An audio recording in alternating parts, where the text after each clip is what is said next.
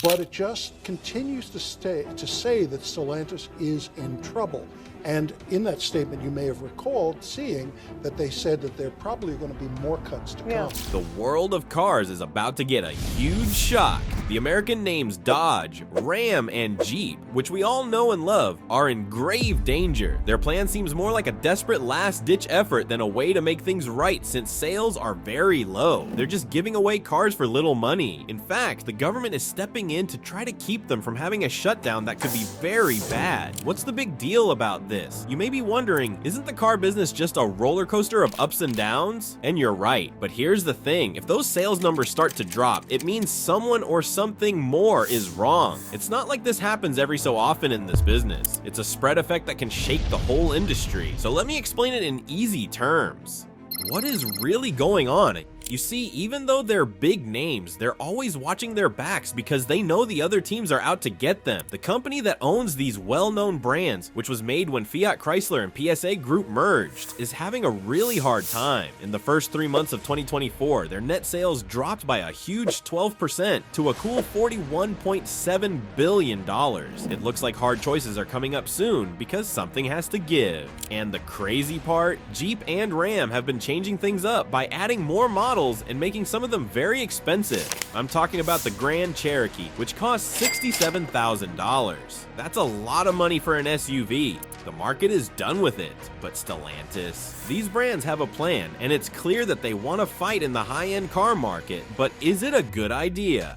Is it too dangerous? It's like entering a different world when you walk into a Dodge, Ram, or Chrysler store these days. The prices of these cars are going up, and I'm starting to worry that the normal person will no longer be able to buy them. You can buy the base model of the Jeep Compass, which is the North Edition 4x4, for a cool $47,000. That could be why sales have been going down. And look, it's not just the base models that are having a hard time. Sales of even the famous American power cars, the Chargers and Challengers, are going down. Drops of between 11% and 34%. People, it looks like the time of the cheap high-performance ride may be coming to an end. What's the real story here? Well, some experts say that major brands like Jeep and Dodge are now run by people who don't know the US market because European companies took over. There are some big, sometimes controversial moves that Stellantis is making that could hurt the future of these well-known names. Following the lead of the European market, they are putting a lot of money on electricity. But in North America, where long routes and extreme weather are common, the switch to all-electric cars might be hard to sell. And sales are falling for all of their cars, from Jeeps and Rams to the family-friendly Pacifica. This huge automaker has a lot of problems to solve. But when I say Stellantis is putting a lot of money into developing EVs, I mean they want to have 75 different brands of EVs by the end of the decade. And they already have some good rivals, like the plug-in hybrid Jeep Wrangler 4xe. For thrill seekers, it's a real game changer because it can go off-road and is good for the environment. The question is whether Stellantis can find the right mix between going electric and keeping their old models that run on gasoline alive and well. They have to be very careful with this dance, but if they can get it right, they might be able to make it through this rough road and come out on top. Friends, only time will tell. No matter what, we can be sure of one thing. It will be a wild ride that we can't miss. There's a lot more at stake here than just selling fancy cars. It's about changing how people think about these well-known brands. When Jeep or Ram and the rest of the Stellantis crew add all the bells and whistles to their models, they're no longer just selling cars. No, they're not just selling you a product, they're selling you a way of life that is both rich and exciting. When someone spends $67,000 on a fully customized Grand Cherokee, they're not just getting a car. They like the idea of being able to handle both the city and the great outdoors while being in the utmost comfort and safety. Stellantis is putting all of their money into these high-end offers. It's like a high-stakes poker game. They might be able to get their famous brands to compete with the biggest names in cars if they play their cards right, but this big plan doesn't look like it's going quite as planned right now. The end result. The rising cost of living is really hurting all of us, and it's making it very hard for us to buy a car. Stellantis doesn't seem to be trying to make their rides cheaper though. Instead, they seem to be going the other way. They are putting even more effort into the high-end experience because they think people will still pay a lot of money for a sense of excitement and luxury. Now, this plan might work out well for Stellantis in some ways. They can make more money on each car they sell because they focus on the high-end market, and since they won't have to make as many cars, they might be able to cut down on production and labor costs. However, the real question is whether this risk will pay off or leave their customers in the cold, but the effects will be a bit too strong. The numbers also tell the truth. Stellantis fired a lot of people in workplaces across the US in 2024, from low-level workers to top executives. Some say they are trying to get some extra cash so they can use it to fund their plans to make electric cars. However, those brand new electric cars and trucks can't be built without hardworking and skilled workers. The situation at Stellantis is getting worse and worse, so the federal government has come in with a $1.7 billion lifeline to try to save the company. Is that enough to change things though? Because let's be honest, sales are really bad everywhere. It seems like Stellantis can't get a break from the stable Jeeps and Rams to the roomy Pacifica. What are the problems they are having? What is the answer to this? Stellantis and the government need to agree on one thing. They need to know what the people really want. As long as regular cars that use gasoline or diesel are having trouble keeping up, expensive hybrids and electric vehicles might not be the answer. It's not that easy in black and white. There are a lot of subtleties and tricky parts to this. Let's start by looking at this from every angle. Be sure to pay close attention though, because the future of Stellantis is at stake. These men are really putting everything on the line, and you have to admire their guts. With so many bold moves, one big worry is that they might be trying to do too much with their 14 different brands. There should be a lot of different kinds of nameplates, but each one needs to have its own unique electric personality. Imagine an electric Fiat trying to compete with a Dodge Charger Daytona SRT, which is exciting and thrilling. It will not work. Then there's the problem of charging stations. Stellantis is building their own network, but will that be enough to calm the nerves of people who don't believe in electric vehicles? Drivers might not want to go on long road trips if they aren't sure they will be able to charge their cars. Also, don't forget about results. Some Stellantis EVs, like the Peugeot E208, have been praised for how quickly they can go from 0 to 60 miles per hour. However, true gearheads may not be as impressed by others. It's okay for these guys to offer electric models that not only save the environment, but also get your heart beating. The big question is whether Stellantis can find the right mix. They have the means, the drive, and some really cool electric cars already on the market, so the promise is clear. But if they want to really win over users, they need to deal with these problems, and competition is the one big thing that makes this whole situation a little more complicated. Fights. There is a fierce price war going on in the EV market right now, which you may not know. It's so bad it makes the Wild West look like a tea party. There aren't many ways to make money in this world, and the big automakers are stuck in a classic catch-22 position. They're counting on their gas-guzzling cash cows to pay for their electric dreams, but those EV projects are quickly running out of money. It looks like they're offering horse-drawn carriage rides while also trying to build a sleek future rocket. It's hard for the rest of the pack to keep their heads above water, but Tesla is doing backflips off the high dive that would make the other guys green with envy. How? In fact, they have a secret tool that really helps them. As you can see, Tesla makes EVs like they're burgers, spending only about $30,000 on key parts like glass, battery packs, wheels, and tires for each one. At the same time, the other EV makers are paying a huge $17,000 more per car for the same thing.